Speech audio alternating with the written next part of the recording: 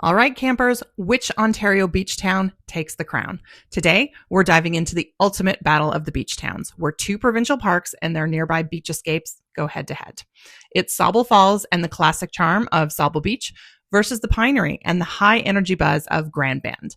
We'll be breaking down everything from campsite vibes and family friendliness to dump station drama and downtown eats. So whether you've got a big rig, a tent, or just a love for Lake Huron sunsets, you're going to want to see how these two spots stack up. And yes, we pulled the best 5-star reviews and the saltiest 1-star reviews too. So stick around, hit those like and subscribe buttons, especially if you've ever fought for a Pinery reservation. And let's kick off this sandy showdown. First, give us 58 seconds to share a message from this season's podcast sponsor. Hey there, RV adventurers. You're tuned in to the RV Canucks podcast. This season, we're rolling in style with the support of our 2025 sponsor, Niagara Trailers. Family-owned since 1972, Niagara Trailers has been helping Canadians find their perfect home on wheels for over 50 years. Ever dreamt of hitting the open road with total freedom and comfort? Make those dreams a reality at Niagara Trailers' annual open house, happening April 25th through 27th, 2025. With over 400 on-site new and used trailers and an on-site parts store, the friendly team at Niagara Trailers is dedicated to helping you find just the right fit. Whether you're looking for a cozy travel trailer to explore Ontario's hidden gems or a spacious fifth wheel for that cross-country adventure, Niagara Trailers has it. During this special 3-day event, you'll get exclusive access to new models, on-site financing options, and expert advice. From choosing the perfect RV to tackling maintenance and everything in between. Visit NiagaraTrailers.com for more details. And remember, it's worth the drive. Okay, welcome back, everybody. So you may be wondering, sponsor, what's that all about? Well, I am very excited to say, or we are very excited to say, that this episode, although officially episode 57 in our long list of podcasts, is officially the start of season 5. So this is our 5th year of doing the podcast. We've had great success with it. We're so pleased with all of the great people that we've been able to meet. And we decided that this year we would allow the opportunity for some trusted partners that we have in the industry to sponsor the podcast this season. So this year, as you heard, our season sponsor is Niagara Trailers. We're really excited about it, mostly because we now have direct access to one of the best in the industry as far as advice, maintenance, service, sales. So if you have any RV related questions that you would like us to pose or you would like us to cover with the folks at Niagara Trailers this season, let us know and we will make sure to pass those along and give you some great content. I think they're just such a great team. Like, they've been doing this long, like the business has been doing it longer. Niagara Trails has been doing it longer than some of us have been alive. So there's definitely a lot of knowledge and experience and stability in their dealership. And I think that's really important. I agree. So on to the battle. Ding, ding, ding, ding, ding. Okay. Well, I should say happy 5th anniversary, I guess. Happy 5th anniversary. Do you remember where we were on our actual 5th anniversary? I believe we should be referring people back to haunted places because we stayed at a really haunted bed and breakfast on Wolf Island. It was Wolf Island in Kingston. It was Wolf Island. Good memory. So yeah, if you're interested about that, we stayed in a haunted house for our 5th anniversary. That was super not romantic. But if you want to know about that, go find, I don't even remember the podcast episode. I'll have to put it in the show notes. But it was our first ever, like, the most haunted places we've camped episode, which would have come out the 1st October of 2020 that we did the podcast. So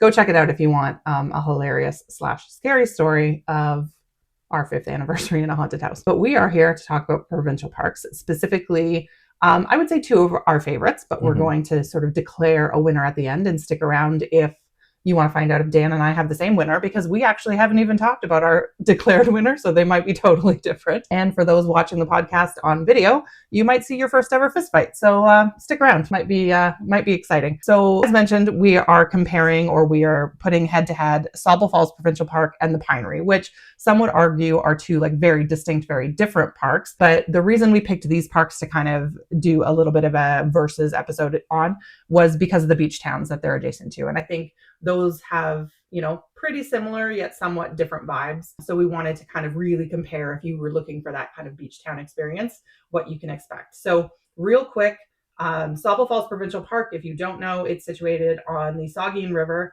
near the famous Sauble Beach. in Ontario. There is some scenic waterfalls. It's got a really small footprint. It's got a more cozy vibe. It's got an overall Google rating of 4.4, but our initial impressions, which we'll talk about, it's super tight. The Pinery, on the other hand, is massive. It spans, I think it's like 10 kilometers of beaches. I'll have to look that up, but it's along Lake Huron near Grand Bend. There's really great sandy beaches there. There's dunes, there's forested camping. It has a slightly higher Google rating of 4.7, and it is like super big, and we'll give you a little bit of a story on why we might think it's a little too big. Yeah. Okay, so let's talk about the beach towns a little bit, and then I think we'll maybe jump into the specifics of the park. So how would you categorize like Sauble Beach? If I were just to ask you, like, what's the vibe of Sauble Beach? It's pretty chill. It's got more the casual, old time cottager type.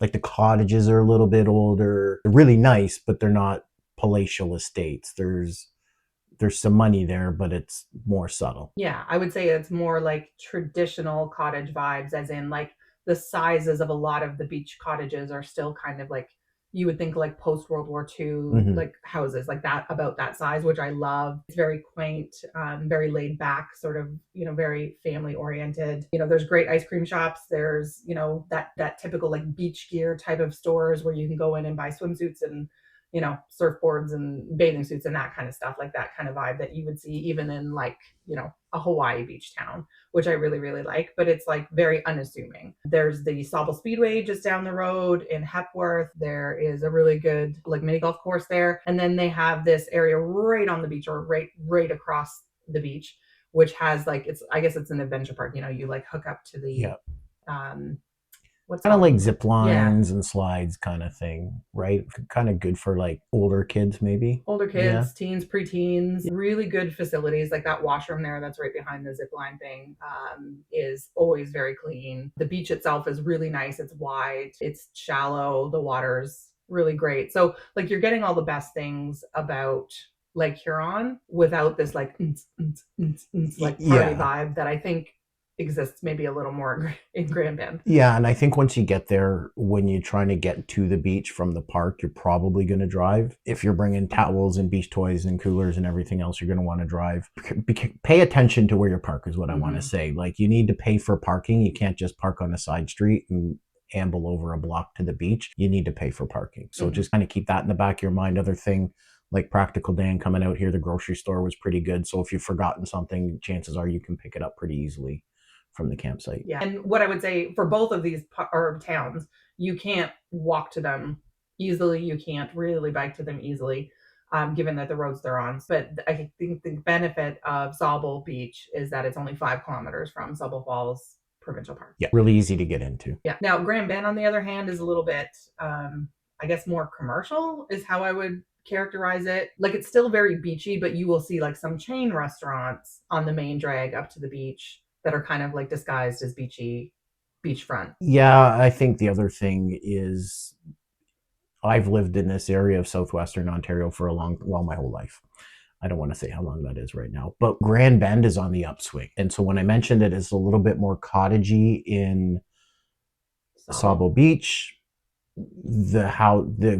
I don't remember, and I'm sure I'm wrong, but the general feeling is the cottages that are there are more like houses. They've been redone, lots of fancy boats. There's a boat launch. People are getting in kind of on the river at Grand Bend to go out on the lake. So I actually really like both towns. I think I remember a restaurant just near the boat launch where I got perched that day, which was nice. Like it's something you can't get in most beach towns. I mean, you can get it down in Port Dover and along Lake Erie, but I really enjoyed that part of Grand Bend. Yeah, no, it's really good. I think if we were like categorize this like in a ski town sense, like Grand Bend to me is more like Blue Mountain, and Sauble is more like, where's that place we went skiing where our car got broken into? Oh, was it Horseshoe? Yeah, like that's like the vibe difference, right? I was going to say like Grand Bend is probably more Banff and Sauble Beach is more Jasper, but like you get the idea. Yeah, it's probably a better, a better comparison. And that's not meant to run either of any of those 4 places down. They're all great places. Yeah, listen, you've got like restaurants and like a definite night scene, I think, in Grand Bend for sure. Not that it's not really there in Sauble, but it's not super there in Sauble. Like there's only a couple of places on the beach that would be open, more of a festival type scene, right? They have a very lively beach. There is the Lambton Heritage Museum, which is kind of between the Pinery and Grand Bend, which is really neat. There's also the Grand Bend Motorplex, which is more of like a drag raceway as opposed to like the Sauble one is like a quarter-mile oval. And then let's talk about the Pinery Market for a quick second before we jump into the parks, because I think that's one of my favorite things about that area, and that's like open on Sundays 9 to 4, and it's a really good like flea market. It's really eclectic.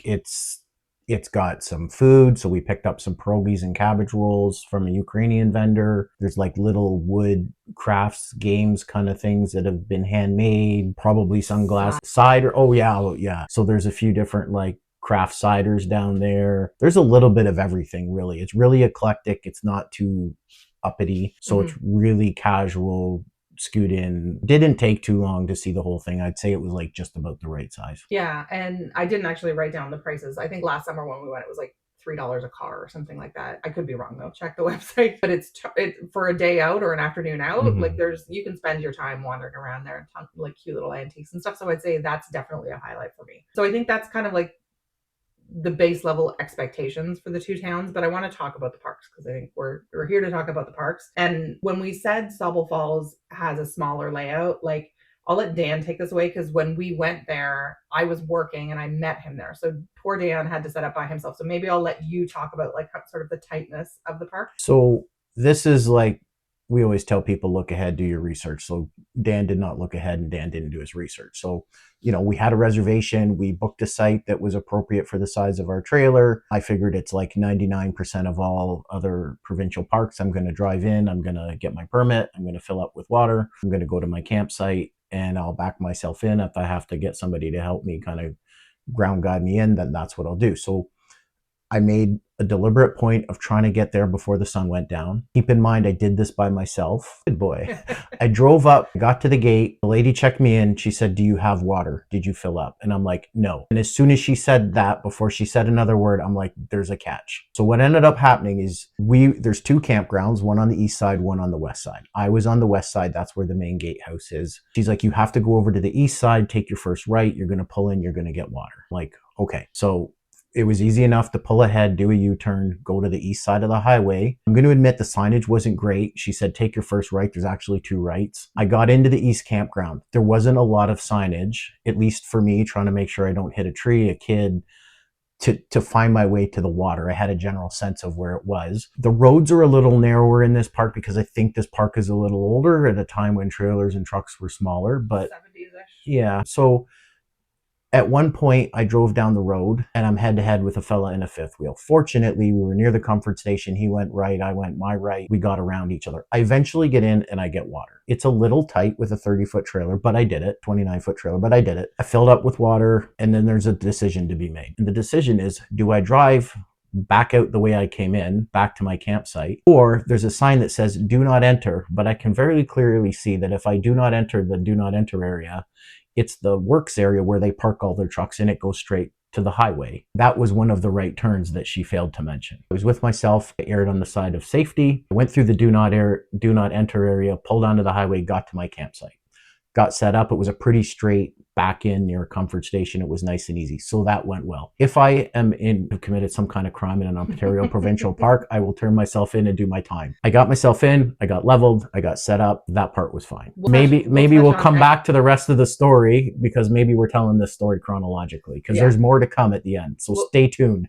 We'll come back to the exit of the park later. But if you want a quick overview, so Sauble Falls, like Dan said, there's an East Campground and a West Campground, and the campground is essentially sliced in two by a county road, the Sauble Parkway, I think it's called, which is really important if you are traveling with like pets, small kids, and you're on the east side, like the playgrounds, the falls, the canoe and kayak access point, the volleyball courts, like all of that is on the west side. So if you have small kids, you don't want them crossing the road alone, and the traffic can be kind of busy. Like, it's not a main thoroughfare, but it's a main thoroughfare. Like the cars come quick. It's a 2-lane highway, and people are like, especially in the summer, it's a very popular vacation area. So you would definitely want to make sure you're looking left and right before you cross the road. It's kind of on a curve, like it's just after a curve too. So just something to keep in mind, and then keep in mind, the dump station and the water are on the east side. But there's only 152 sites in the whole park, and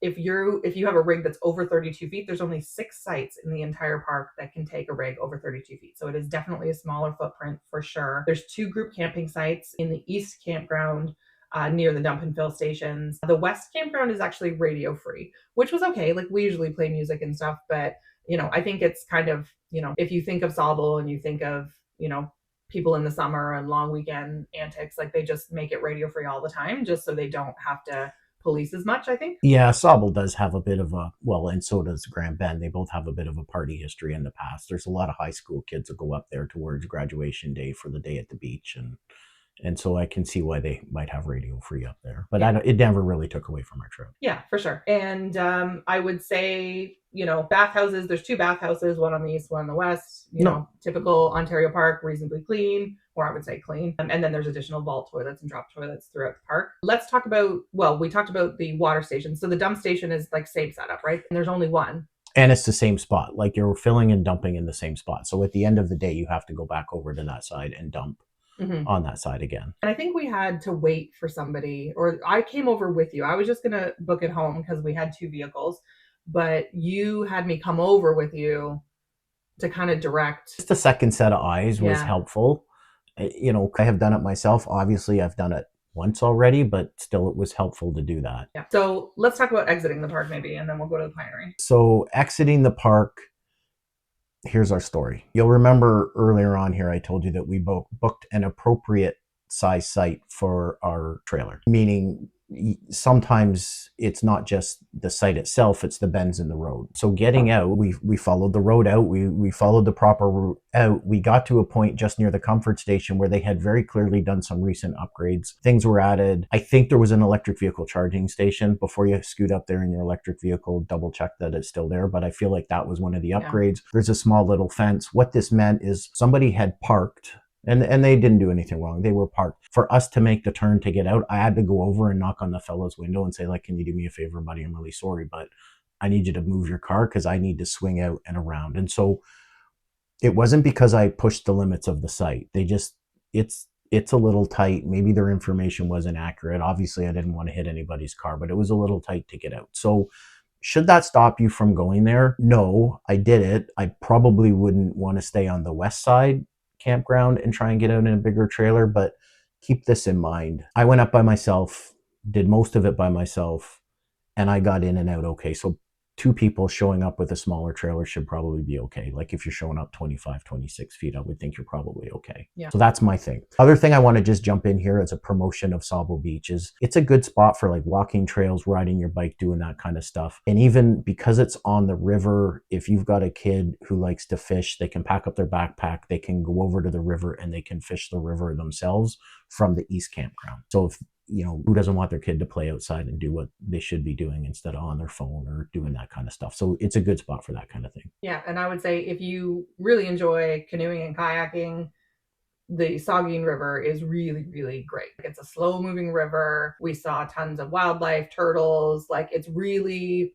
pleasurable to paddle both ways, right? There's not a ton of current. Like it's just a really nice wide river to paddle. Well, we went and rented 2 kayaks from the park and we went up for a couple hours, and that was one of the best camping experiences in the last few years that I can remember. Like it's a really good spot for that. It was an enjoyable time. Maybe we saw one glimpse of a road, even though we were in the middle of kind of that Grey Bruce area. So it was amazing. It was awesome. Really enjoyed it. And I would recommend that you take the time to do that if you go to Sauble Beach. For sure. And the falls themselves, they're nice. Yeah. Majestic. No, like they're not like, I mean, this is going to mean nothing to anybody, but Bridal Veil Falls, which is where we used to go, like kind of out west, like it's not a huge, it's like a cascading waterfall is how I would say, but it's nice. It's nice to sit there and have a look at. Sometimes you will see people like paddling around, like it's kind of like a stepped cascading waterfall. And sometimes you see people getting in the water there. It's not sanctioned. It says on the Ontario Park site, like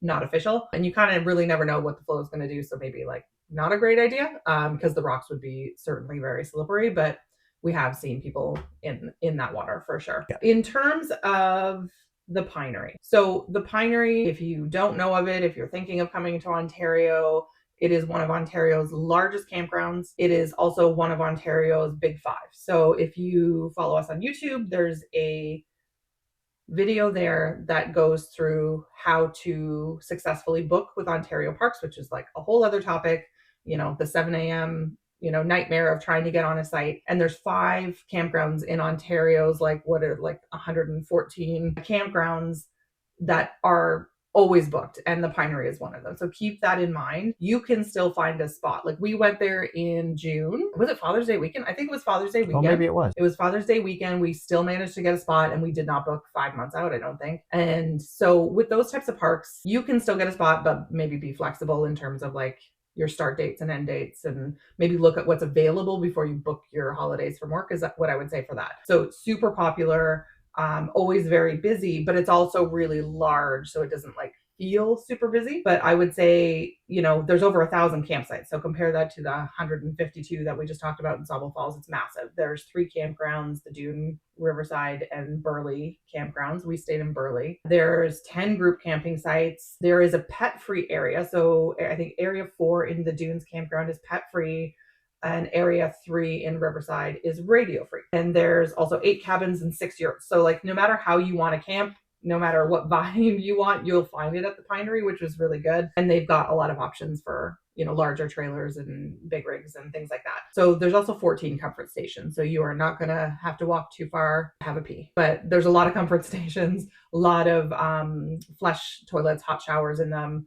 And then there's additional vault toilets sort of all over the park. There is 2 dump stations and 2 fill stations. So they're right after the gatehouse on the way into the park. And then there's one at the Riverside campground. So I would say they're pretty well located, but the fact that there's only 2 with 1,000 campsites, like, it's going to get busy at peak times for sure. And I think we sort of planned our exits for sure. I think we left a little bit later just to kind of maybe avoid the rush, because I don't remember waiting too long for the dump station on the way back. No, we really didn't wait too long on the way back. We weren't in a rush. I don't remember it taking us a long time. It wasn't the longest wait we've ever had at some other parks. So, the fact that it was an eventful experience is what you want when you're at the dump station, isn't it? Yes, let's hope. We haven't talked about the park store. The park store is something else. Yeah. Like, it's more than just matches and a t-shirt. Like, it's got everything. And I feel was the restaurant it was okay. Cooking? Yeah. So yeah. It's got a little restaurant there, which if you're familiar with Ontario Provincial Parks is not common. So that's probably why it's in the Big 5. Yeah. And then right across from the restaurant in the parking lot, they do bike rentals. And that's where you can rent canoes and kayaks. That is not the Saugeen River. It's the old, how do you say it? Old Sauble? You got it. I don't know. But you can still rent canoes and canoe there. And then, of course, there's the beach. There is a ton of trail loops. There's the nature center and the guided programs that Ontario Parks run, which are really, really great. And that's because it's a bigger established park. But I will say, in terms of the size, the signage isn't great in the park, and don't get lost if you're riding your bike, because you will cry and you will be on the road for like 12 kilometers. Oh my goodness. So we went for a bike ride. Amazing park for riding your bike. Definitely bring your bike. There's lots of trails. We went for a ride. We checked out the beach. It was a pretty casual ride. Looked at other parts of the campground. Had a great time. We got back to our bikes and we're like, do we go back the way we come, or do we go the other way? So do we go left or do we go right? And we rolled the dice and we went right, where we hadn't gone. I think actually I was like, let's go this way. I'm sure it's quicker, but... Well, it wasn't quicker. I don't think we saw another campsite till we got back to ours. Pretty certain we rode at least 10 kilometers. We rode up a hill and down a hill and up a hill. And every time you went up, you're like, I think this is the one. And then, of course, it wasn't. We didn't get passed by a car. Like, maybe one car was out. So we rode a long way. Keep in mind, I have a nice bicycle. I was trying to be a gentleman. I did try to get Melina to take my bike. At the time, she had a bike that would be the equivalent of like a 1978 John Deere with a bad transmission. So she definitely had to work a lot harder, refused to give up her bike. Although I will note, very shortly after this trip, we bought her a brand new, pretty slick bike. So I did.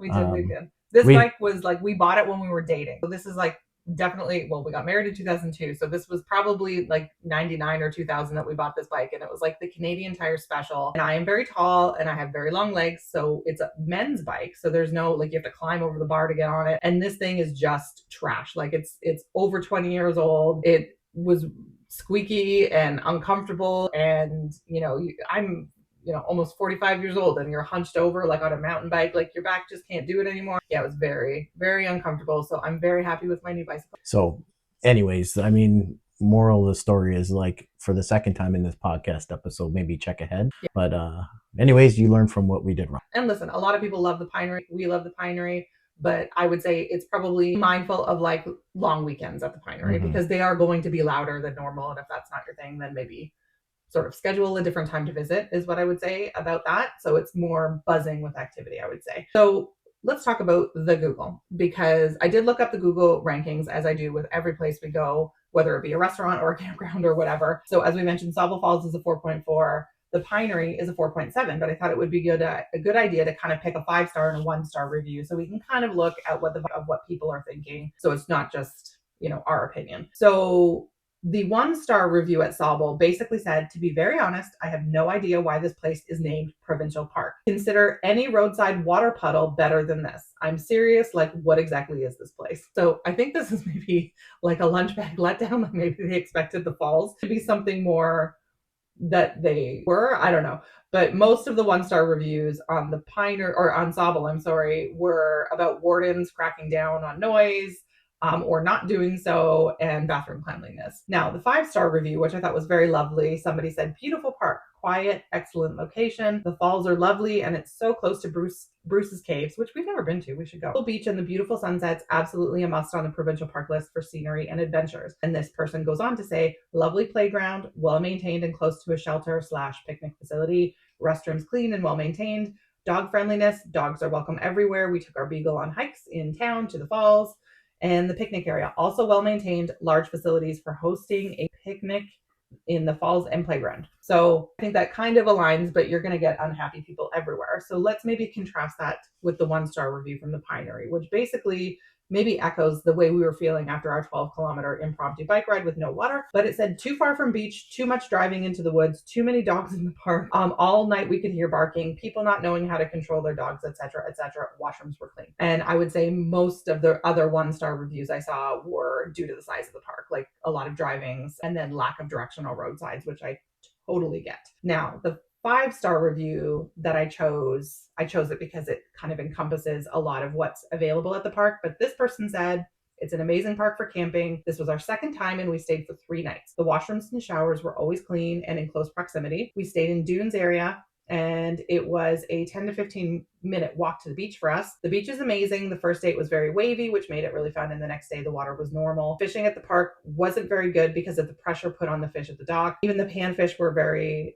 smart and hesitant to eat. So the fishing might be better with a boat though. We rented a canoe for an hour. It was very fun. And then they give the price, which I won't mention just because in case it's changed. And then the rental equipment, bikes and boats were in great condition. This park is a must go for all ages, especially kids. And mentioning Lake Huron, like maybe you can give an idea, because when anybody who's not visited this particular Great Lake, I think you are very familiar with the waves. I mean, Dan looks up the waves at Lake Huron like almost daily during fishing season. So what can you tell people about like what to expect with the lake? So what I will tell you goes kind of for the entire length of the Lake Huron shoreline. So whether we're talking about the Pinery or we're talking about Sauble Falls or we're talking about any park in between, this is a big lake. Like this is one of the Great Lakes. And so you need to be mindful of the undercurrent. And the undercurrent, maybe some people would refer that to the riptide. But when the lake is rough, you can't just go jumping into the lake and go for a swim. So if you have little swimmers, even on a day when lots of people are in the water, you should still be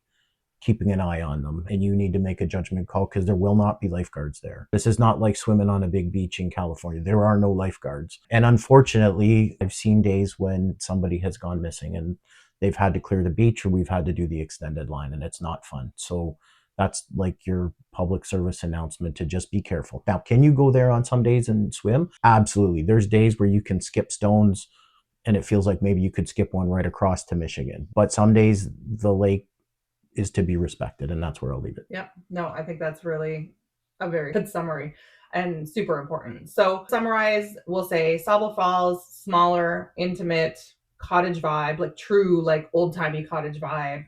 Scenic Falls, the Pinery for larger rigs, families looking for sort of expansive amenities, sort of resort style as much as you can get in a provincial park, I guess. Beaches, and like a high energy sort of vibe for a beach town. So I'm going to jump in for just 1 second. So how we did these trips, these weekends, was a little bit different. When we were in Grand Bend, we stayed really tight to Grand Bend. We didn't really go outside of Grand Bend other than to come or go from the area. And we drove into the town a couple of different times. We hit the flea market, like we mentioned. We had a great lunch one day. So that was really great. Nothing wrong with that. Traffic is a little bit busier, if I recall correctly, just trying to get in and out of Grand Bend. There's more cars, more stoplights. The river kind of bisects the town. So the drive time can be a little bit longer than what you might expect for the distance you have to cover. But like, don't pull the fire alarm. Sauble Beach, on the other hand, we did used it as a bit of a jumping off point. And this is maybe it. And these aren't good or bad for either park. Used it as a jumping off point. So we went up to Wyerton and Culpoise Bay, and we hit a few antique places along the way. So we kind of did a bit of a drive that day, and we kind of saw the Georgian Bay side a little bit as well. So if you want to use that as a jumping off area to see, go up to Tobermory or go down to Southampton, it's a good park for that. And you might end up doing that after you've seen everything that Sauble Beach has to have. But I would say it's really good for that. Those are kind of two pros, I think, or kind of neutrals for those two parks about how we did our weekends there. And they were both really enjoyable. Yeah, I would say for sure. And I didn't mention this before, but Pinery to Grand Bend is 9.5 kilometers. So you're about double the time it takes from Sauble Falls to Sauble Beach. So who wins? What's the verdict? Do you want to say on 3? Because I don't know what you're going to say. Okay, but then we're going to say why? Yeah, sure. Okay. 3. 1. Oh, we can't even agree how we're doing the countdown. All right, you do the countdown and we'll say. Okay, 3, 2, 1. Sauble. Yeah. Oh, legit, we didn't know what either person was going to say. Okay, so why do you say that? So for Sauble, I'll tell you why this is important for me. It's the kind of place your kid can go and go fishing by themselves along the river. I think that's important for kids to like get out from the east side. Yeah, on the east side. But I think that's important for kids to get out and do that kind of outdoor activity. Mm-hmm. So that's one reason. The second reason, I really enjoyed the kayak ride up the river. I would go up there just for the day, just to do that. I mean, fortunately, we live close enough that it's a good day trip town. I would go back to do that again in a heartbeat. One of my favorite memories of something we've done in the trailer. Mm-hmm. And then the last thing, so remember earlier on I mentioned that I got a really good perch lunch. That was amazing. Like I take that opportunity to have perch when I can, and I appreciate it. But we had an amazing lunch at a little place on the beach with a patio, and I swear to God, Jimmy Buffett or Kenny Chesney was going to come out at any minute and say hi. It was just really chill. The food was awesome. I don't remember what kind of beer we had. It was probably like some kind of Brazilian tasty beer on a hot day, but like super chill that way. And so that's why I picked Sauble. Those are my 3 reasons. It was a local brew, if I remember. I'm actually just looking back at my notes because we do notes now because we're so professional. And I wrote down the name of it, but I think I skipped over it. And that was one of my main reasons why. But if I look here, I don't know where it is. Oh yeah, Sola's Grill it's called. I did write it down. And there's also the Luscious Bakery, which is in this tiny little building behind, like as you kind of go back towards behind the washrooms that are kind of adjacent to the beach. There's a little bakery called Luscious Bakery, which is so cute. But yeah, Sola's Grill is what it was called. And we had like the best patio burger I think we've ever had. But the vibe was awesome. There wasn't a lineup to get in. There was a bit of atmosphere, but it wasn't jammed, and it was like a private little place. It wasn't like they tried to squeeze every last ounce out of their patio. Yeah. That's what made it cool and awesome. Yeah, and I liked, everything that Dan said, but I also liked it because of the small footprint, because there's I like just the chill vibes of very unbusy, unbothered parks where you've got, volleyball and a basketball court and a nice playground and tons of picnic space where you can just grab a blanket and go sit out in the sun. And I can't really kind of put a finger on it, but I just appreciate that vibe about the park. And it's sort of less of that traditional party park. And maybe we just want to be contrary to all of those who... Yeah, I don't think I found the Pinery the weekend we went to be a party park. We had a good chat with the gentleman across the road. He was super friendly. I enjoyed my time. I'm going to go back to the Pinery. Oh, for sure. We're never not going to go back to the Pinery. I don't know if I got the right knots in the right order there, but we're going to go back to the Pinery. It was awesome. But I think Sauble Falls, you have to pick a winner and a loser. And that's why I picked Sauble. Yeah. So that's it. That's our winner. So Decreed. I think we need like a judge's gavel that we can slam on the table after all of these. But if you have two parks that you think you would like us to compare, that are in close proximity, or maybe not so close proximity, but share some features, similar qualities. Yeah, similar qualities, let us know. So always reach out to us, like TikTok, Instagram, or by email, hello@rvconnects.com. You can also message us on Facebook, and we'll take that and we will create a little bit of a story for you. So I think we're going to do a few more of these because we have a couple that we are really thinking about, but we've got some other new content. I'm not going to say what, because then we're like hemmed in and don't have any creative vibe to like change it up. So we will talk to you again in 2 very short weeks. And we are excited to get this 5th season off the ground. Really excited. I'm really excited to get out there and get some camping done and do some cool podcasts. Awesome. Thanks, Dan. I love you, honey. Love you too. Happy 5th. Okay. Bye, everyone. Bye.